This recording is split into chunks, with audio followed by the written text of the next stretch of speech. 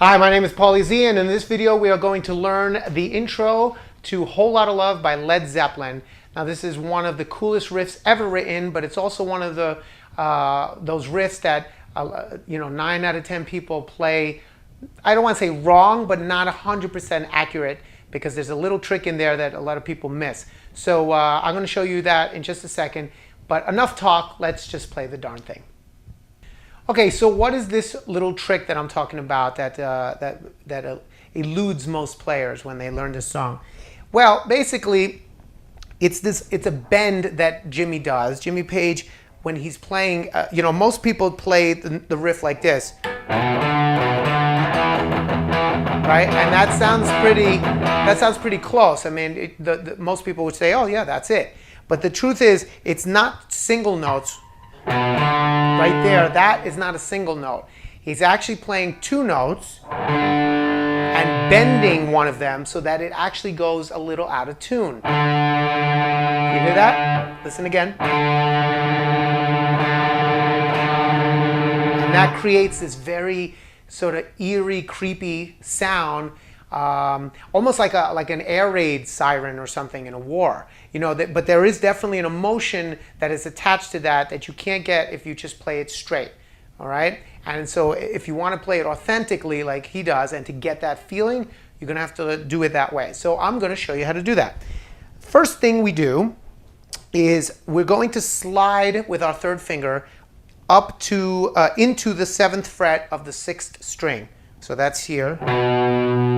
Okay, that's a B note. You want to slide into it. Now, generally, it's a good place to start sliding is 2 frets below. So let's go from the 5th fret and slide into the 7th fret. Okay, so slide in. Now, you're going to put your first finger on the 5th string, 5th fret. Now, that's a D.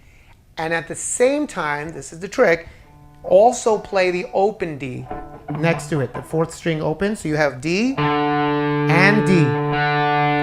Now that sounds great because they're perfectly in tune, but I don't want you to do that. I actually, when you hit those two notes at the same time, when you hit them, immediately bend your first finger on that 5th string, bend up a little bit so it goes out of tune. Hear it? Again? Good. All right. Now you're not going to have that much time to do it, so it's going to go by really quick, but I'm slowing it down just so you can hear it. So let's just do that for a second. Slide up, and then pick and bend. Good. You're already halfway there. If you do that, you're already better than most, okay? So you do that, then you go back to the B note, 6th string, 7th fret. You hit it again. This time you don't slide. And then you go back to that double note bend on the D.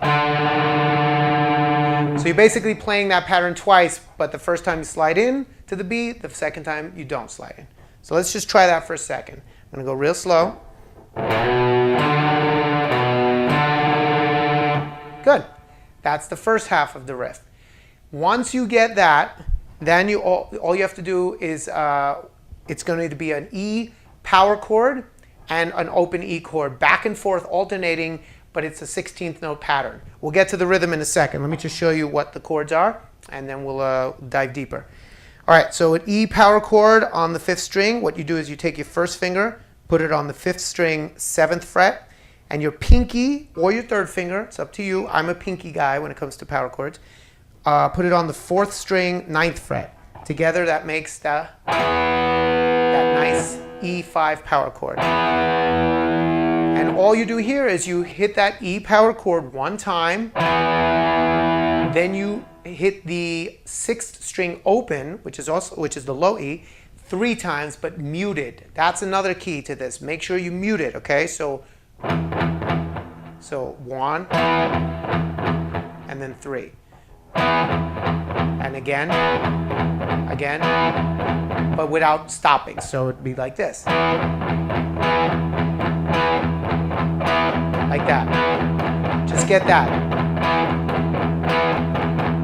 So once you have those two elements, we can put them together. So the first part is slide, double bend, pick, and then,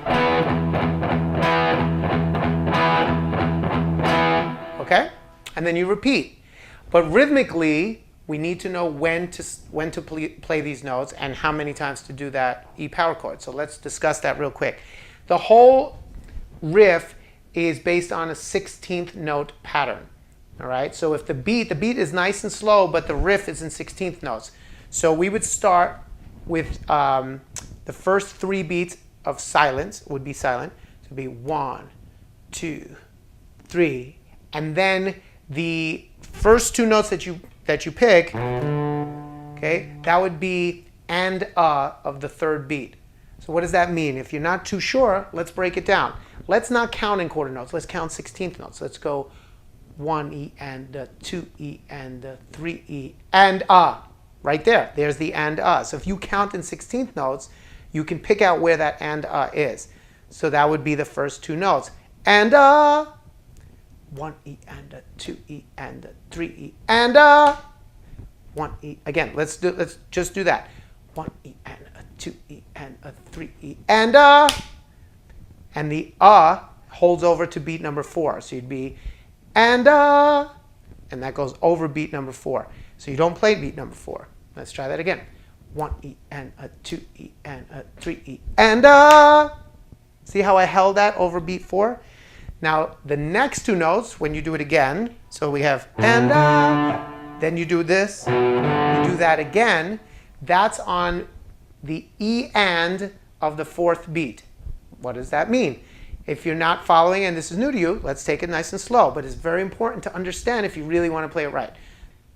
1 E and 2 E and 3 E and E and 1. Good. That's the first part. Now let's try it, same thing, but without counting in 16th notes, just quarter notes. It's a different feel. Watch this. 1, 2, 3, and E and 1. Okay? And E and, see if you can just loop that and get that. And E and 1, 2, 3, and E and 1, 2, 3, and E and 1, 2, 3, and E and.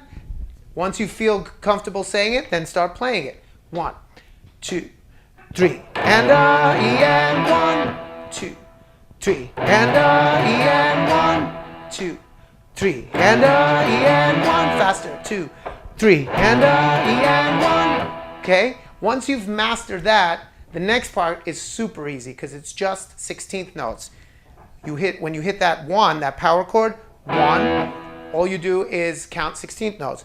1 E and 2 E and 3 E and 4 E and 1 E and 2 E and 3. That's how many times you go. You do a whole full measure, and then you do 3 more beats, and you hold on beat number 3. So it'd be 1 E and 2 E and 3 E and 4 E and 1 E and 2 E and 3. And now, what do you think happens right there? You do the riff again, and it's perfect timing because you're at 3, so the next riff comes back on and E and, which is after beat number 3. So it fits perfectly like a puzzle. You just have to understand the puzzle. Once you understand it, you'll be able to play it perfectly. So let's try it now. I'm going to loop it a few times to get faster and faster so you can try to hang with me. But we'll start nice and slow. We'll do the whole riff, and we will count as we go. Ready?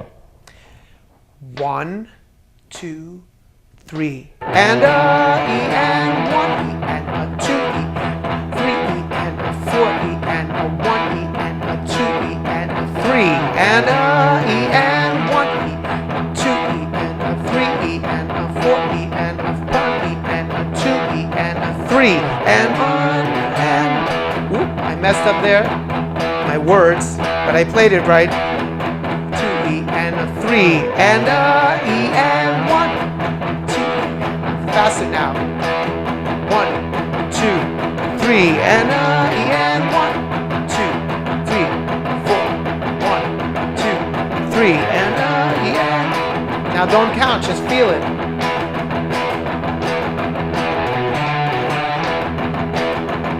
See that? Once you understand it, you don't have to count anymore. You can just feel it. But if you don't really understand what you're doing, you try to feel it first.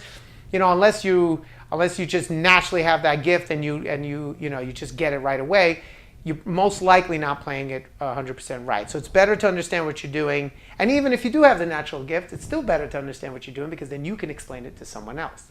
All right? So that is how you do it the accurate way, the right way for Whole Lotta Love. Now, just to reiterate one more time before I say goodbye, I want to make sure you remember that that double D bend. Make sure you do that every time. And make sure you're muting that low E string when you hit it. So that's muted, okay? If you don't, it sounds totally different, okay? You want,